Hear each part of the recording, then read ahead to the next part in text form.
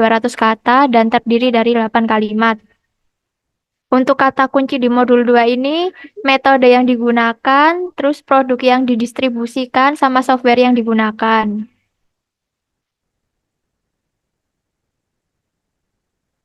Untuk pendahuluan di sini cuma 3 paragraf.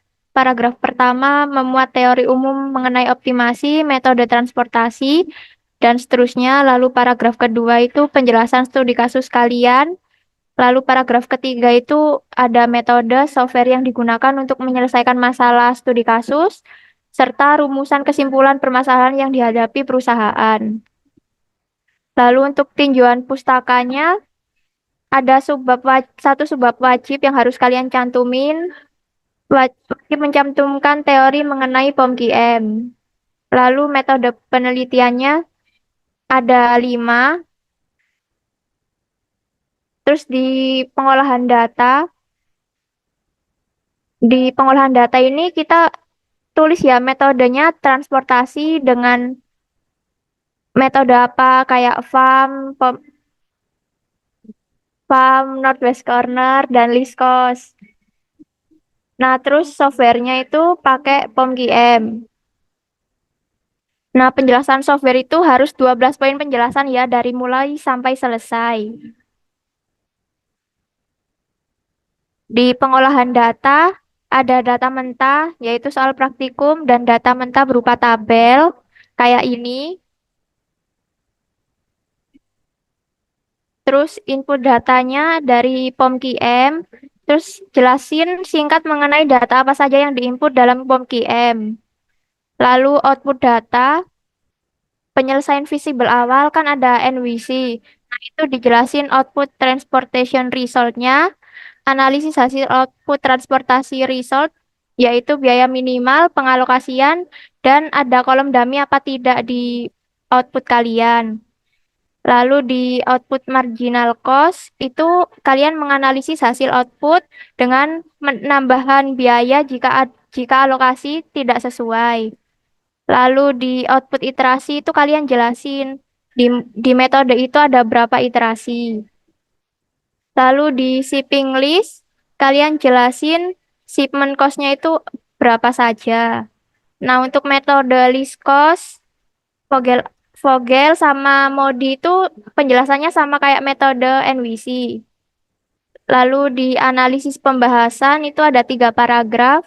Paragraf pertama itu penjelasan metode transportasi, metode dan software yang digunakan secara singkat. Lalu di paragraf kedua itu penjelasan mengenai data yang digunakan, biaya transportasi, kapasitas, permintaan, dan sebagainya. Dan juga penjelasan mengenai definisi output yang didapatkan.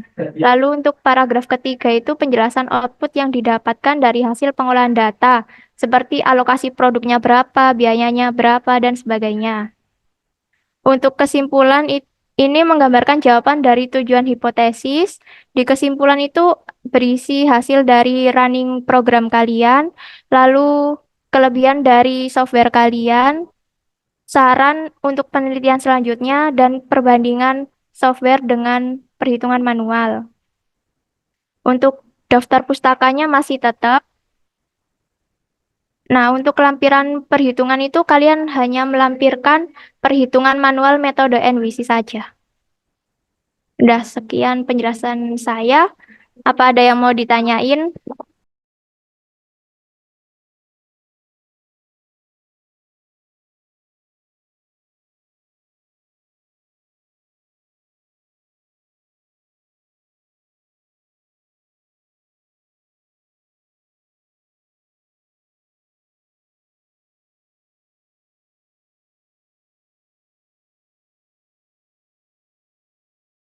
Iya, maulah.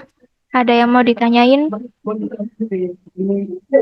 Iya Mbak, ada sedikit tadi yang saya bingung buat multilist itu semisal nanti percabangannya itu kan habis 2.1, kemudian kalau nyabang kan jadi angka 1, kemudian huruf kecil jadi A, kemudian kalau ada cabang lagi kan jadi 1 dalam kurung gitu ya Mbak.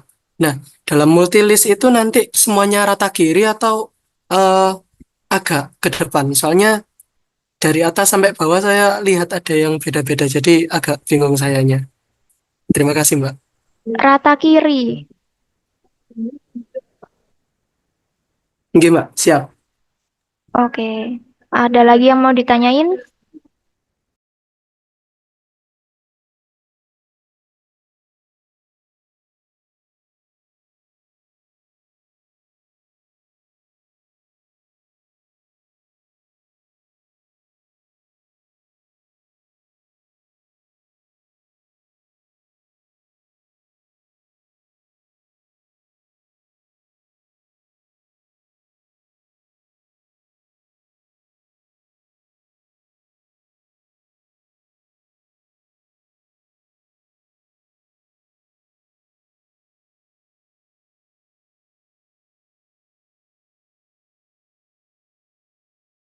Iya, Gilang.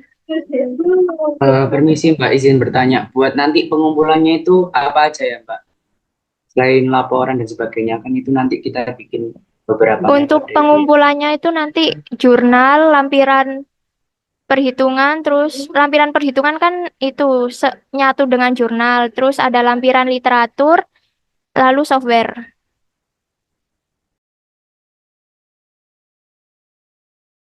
Apa udah menjawab?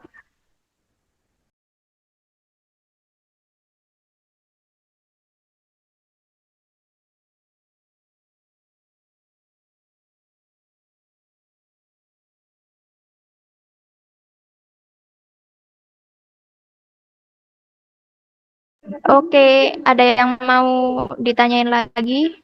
Apa masih dibingungkan dengan sistematikanya?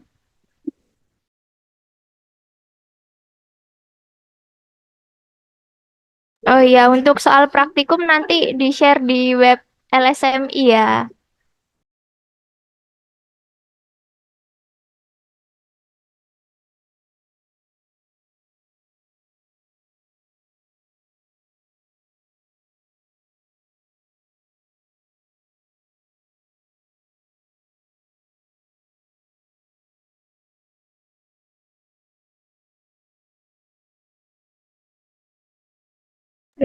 Nah, untuk ini, tulisan ini tuh harus fakultas teknik dan sains ya, bukan fakultas teknik aja.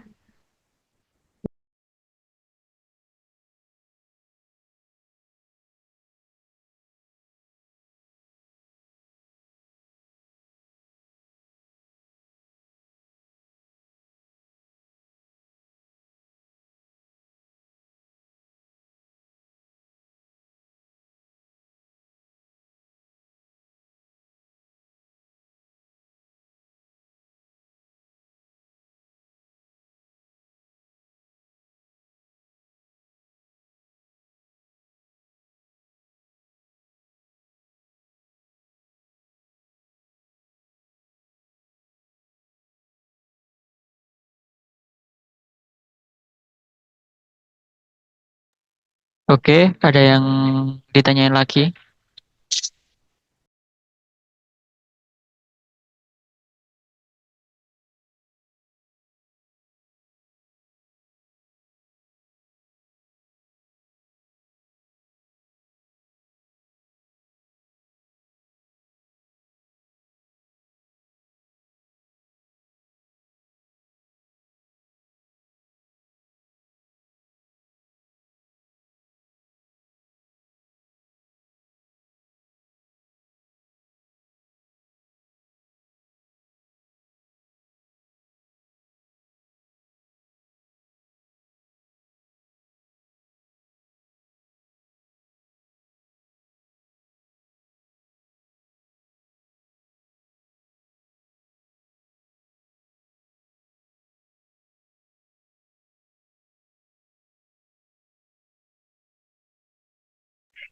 Halo, udah nggak ada yang mau ditanyain lagi, ta. Kan pegangannya nggak ada di web.